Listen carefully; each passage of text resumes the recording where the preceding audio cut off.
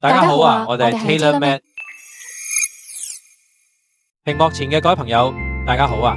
上次就講咗良性腫瘤同惡性腫瘤嘅分別，而分期係治療嘅核心依據。咁呢期就用3分鐘講下醫生所提及嘅1期、4期究竟代表咗啲咩，同埋科學嘅應對方法。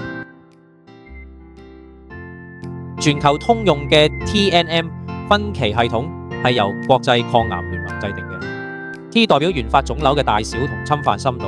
T1 為腫瘤較細，未侵犯深層組織。T4就係腫瘤巨大，且侵犯鄰近器官。N 指區域淋巴結轉移情況。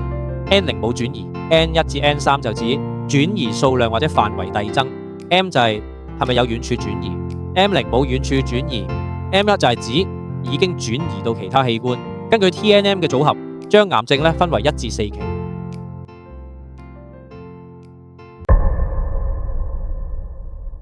第1期為早期，腫瘤只係局限喺原發部位，冇淋巴結及遠處轉移，以手術切除為主。大部分患者術後唔使化療放療，5年生存率極高，就好似1期結直腸癌約 90%， 1期乳腺癌約 95%， 多數可達到臨床治癒。第2期為中期，腫瘤比1期更大，或者侵犯原發器官深層組織，但係仲未發生淋巴結或遠處轉移。治療核心係手術切除腫瘤，術後需輔助化療或者放療，目的係消滅可能殘留嘅微小癌細胞，降低復發風險。5年生存率中等，如2期肺癌約60%至70%，規範治療後多數可以長期生存。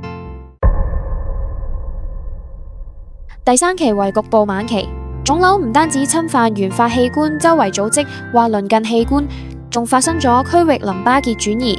呢個階段唔可以直接手術根治，治療方案更複雜，通常先進行新輔助化療，縮細腫瘤體積，控制淋巴結轉移，再進行手術切除。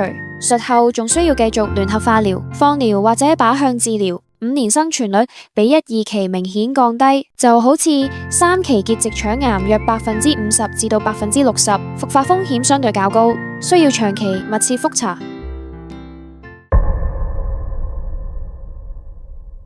第4期為晚期轉移性癌症，腫瘤已經突破原發部位，通過血液或者淋巴系統轉移到全身遠處器官。呢個階段手術無法切除所有轉移嘅病灶，治療核心係以靶向治療、免疫治療為主嘅全身性治療，聯合化療控制腫瘤生長，減輕患者症狀，延長生存期。雖然5年生存率相對較低，譬如4期肺癌約10%到15%，4期結直腸癌約10%，但近年隨住靶向藥物、免疫治療技術嘅進步，越嚟越多晚期患者可實現大腦生存數年，生活質素亦都大幅提升。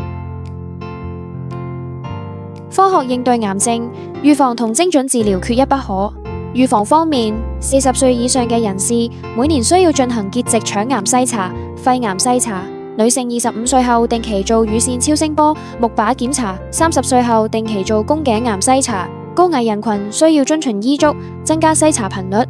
確診之後，首要任務係明確分期，再對症治療。尤其係晚期患者，可選擇體外藥敏測試，提前測試多種靶向藥物效果，避免盲目試錯，爭取治療時間。好啦，今日講解完癌症嘅分期，下期我哋會講下癌症嘅新型治療方法。